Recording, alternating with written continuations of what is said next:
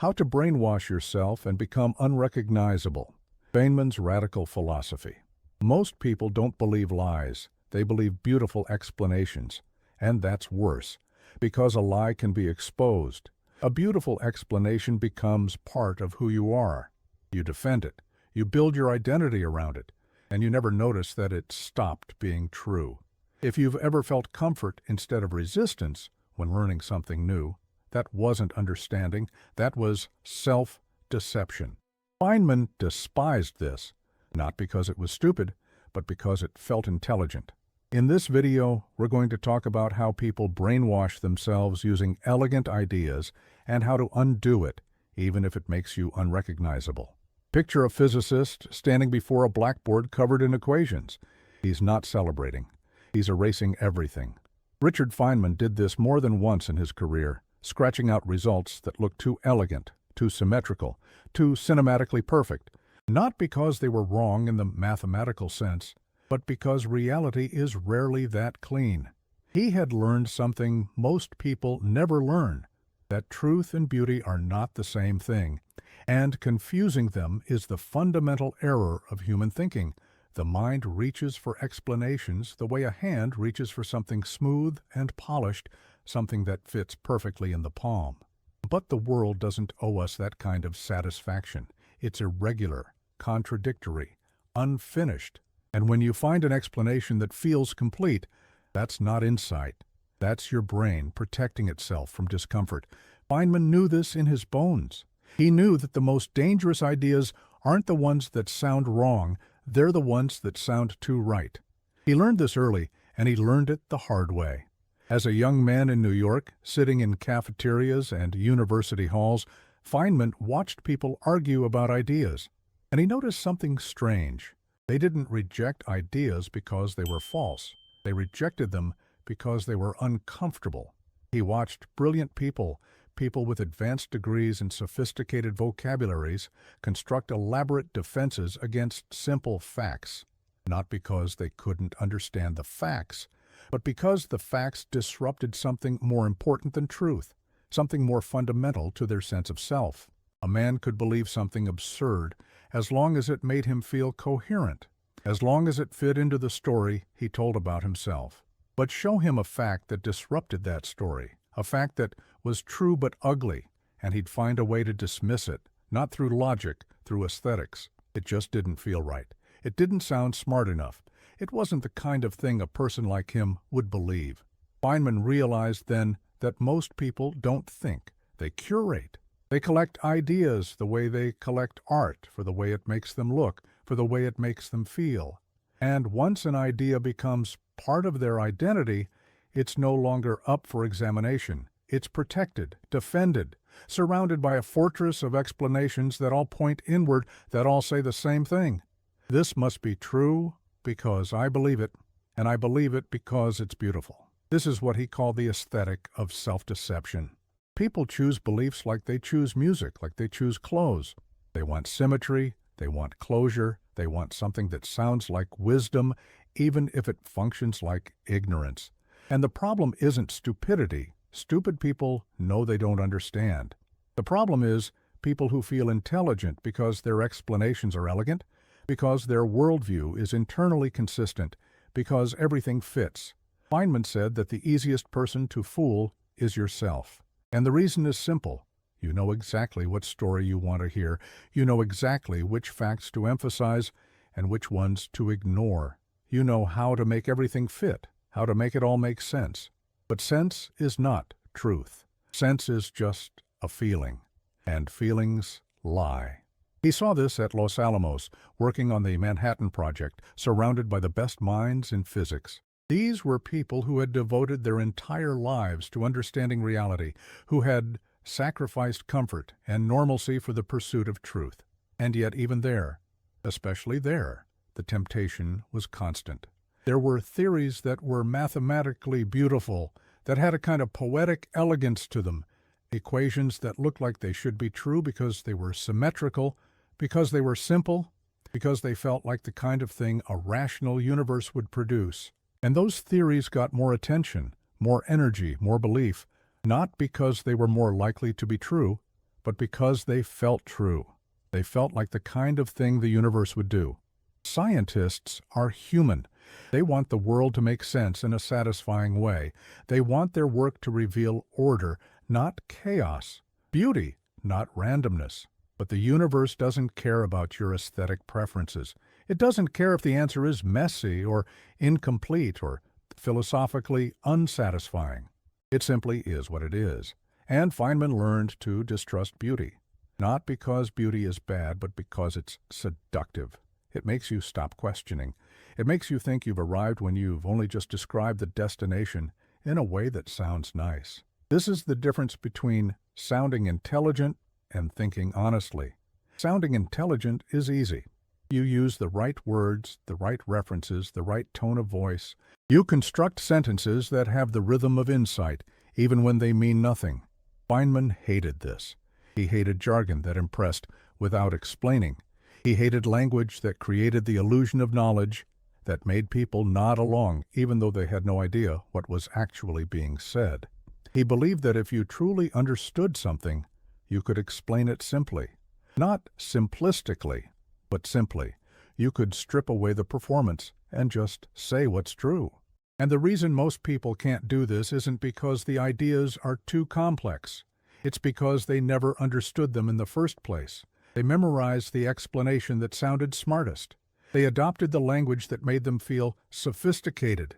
But underneath all of that, there's nothing, just the aesthetic of understanding without the substance. So how do you recognize this in yourself? How do you know when you're lying to yourself with beautiful explanations? This is harder than it sounds because the lies you tell yourself don't feel like lies. They feel like insights. They feel like you've finally figured something out, finally understood why things are the way they are. Feynman had a method, and it was brutal in its simplicity. Whenever something made too much sense, whenever an explanation satisfied him too quickly, he stopped. He didn't celebrate. He didn't move forward. He stopped and asked himself, what would make this wrong? What evidence would contradict this? What would I have to see in the world for me to admit that this beautiful, satisfying explanation is actually false? And if he couldn't think of anything, that was a red flag. That was a sign that he wasn't dealing with a real idea, but with a story, a narrative construction designed to make him feel better rather than to reflect reality accurately. Because a real idea, a true idea, is vulnerable. It can be tested. It can be broken. It makes predictions that might fail. It exists independently of whether you want it to be true. But a beautiful explanation, an explanation that's really just a story you're telling yourself, it's immune to evidence. It bends to fit whatever happens. It always makes sense because it was never designed to be true. It was designed to feel true.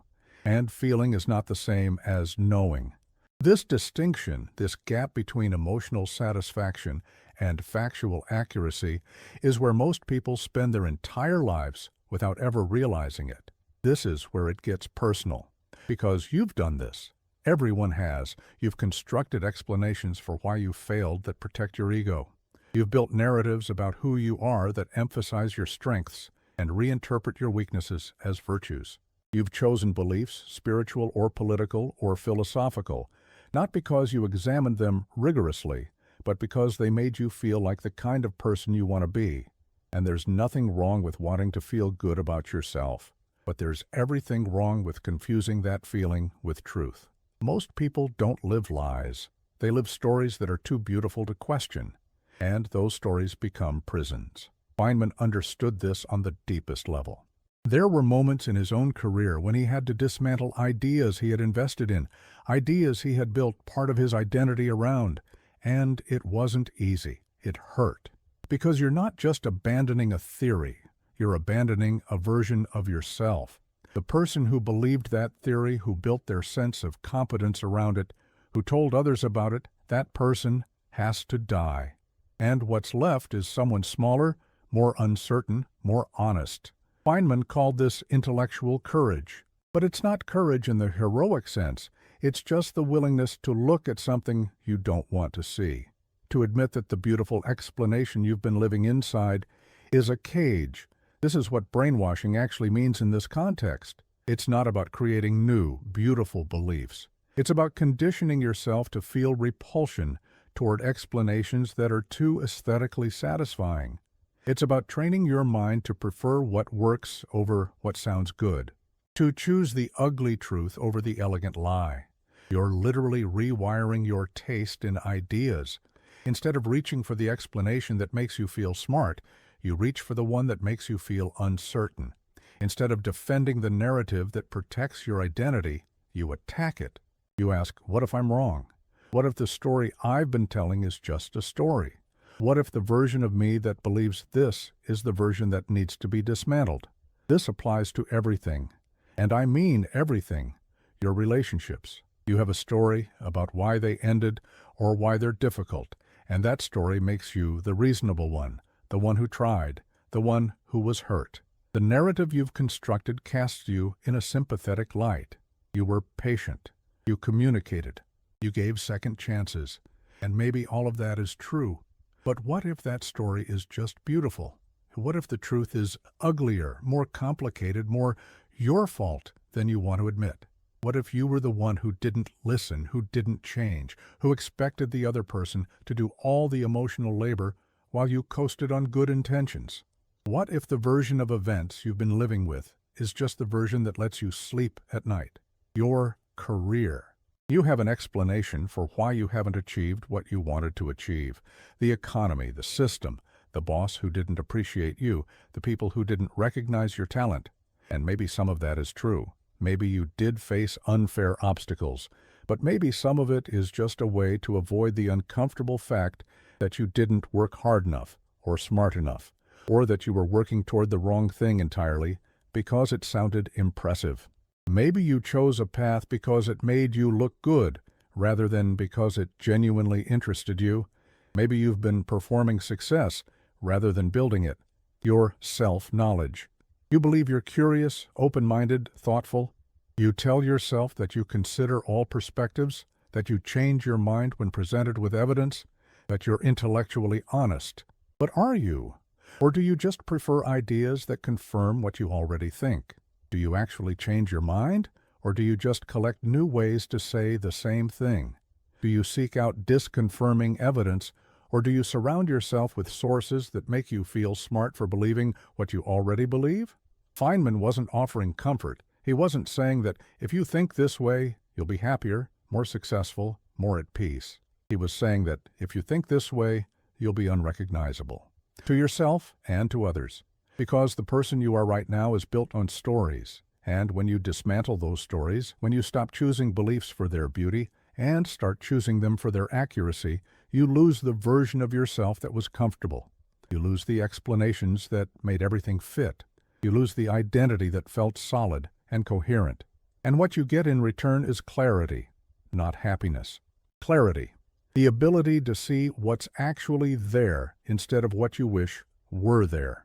And clarity is brutal before it's liberating. This is the cost, and nobody talks about it honestly.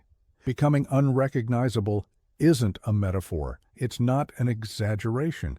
It's what happens when you stop building yourself around ideas that sound good and start building yourself around ideas that are true. Your friends might not recognize you, and I don't mean that in a shallow way. I mean, they'll look at you and wonder what happened to the person they knew, the person who shared their assumptions about the world, who laughed at the same jokes, who was predictable in the best sense of the word. They'll ask if you're okay. They'll suggest you're going through something.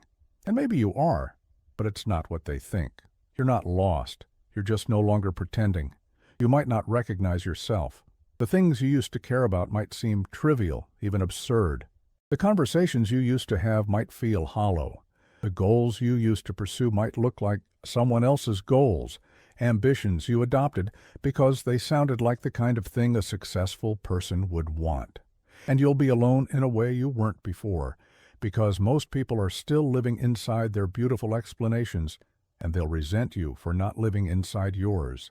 They'll interpret your honesty as arrogance, your uncertainty as weakness, your refusal to pretend as an attack on them, because in a way it is. When you stop performing, you reveal that performance is happening.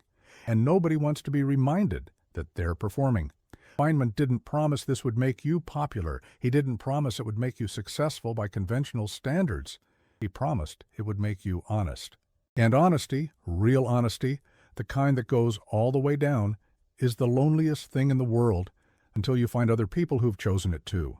If you find them, there's no guarantee that you will. So here's the choice. You can keep living the beautiful explanation. You can keep defending the version of yourself that feels coherent, that makes sense, that sounds intelligent when you describe it to others. And there's no shame in that. Most people do it. Most people have to, because the alternative is too destabilizing, too painful, too much like dying. Or you can do what Feynman did. You can stand in front of the blackboard of your own mind and start erasing. Not because you know what's true, but because you know what isn't. Not because you have better answers, but because you're willing to admit you don't have answers at all. You can choose the ugly truth over the elegant lie. You can choose uncertainty over false confidence. You can choose to become unrecognizable. And maybe that's terrifying. Maybe it should be. But maybe it's also the only way to stop lying to yourself. The only way to stop building your life around ideas that feel good instead of ideas that are real. The only way to think instead of perform. People don't avoid truth because it's painful. They avoid it because it's ugly, because it doesn't fit, because it disrupts the story they've spent their whole life constructing. But the story isn't you. It never was. It's just something you built to avoid looking at what's actually there. Feynman spent his life erasing beautiful equations and replacing them with ugly ones that worked. He spent his life questioning explanations that satisfied him too quickly. He spent his life preferring confusion to false clarity. And he became one of the greatest minds of his generation, not because he was smarter than everyone else, but because he was more honest, because he was willing to be unrecognizable. Because he understood that the moment you feel like you've figured it out, the moment everything makes sense, that's the moment you need to start over. He understood something that most people never understand, that intelligence isn't about having answers. It's about being comfortable without them. It's about sitting in the discomfort of not knowing, of uncertainty, of admitting that the beautiful story you've been telling might be fiction. That's what separated him from everyone else. Not his IQ, not his mathematical ability. His willingness to look stupid, to look lost, to admit he didn't know, even when he could have pretended, especially when he could have pretended. So look at the blackboard of your own life. Look at the equations you've written, the explanations you've constructed, the stories you've been telling yourself about who you are and why things happened the way they did. And ask yourself, honestly, are they true or are they just beautiful? Are they functional or are they just aesthetically satisfying? Do they reflect reality or do they reflect the reality you wish existed, the one where you're always reasonable, always trying, always the victim of circumstances, rather than the author of your own failures? Because if they're just beautiful, if they're just stories designed to protect you from discomfort, then it's time to start erasing. Not because you know what's true, but because you know what isn't. And sometimes that's enough. Sometimes that's where thinking actually begins.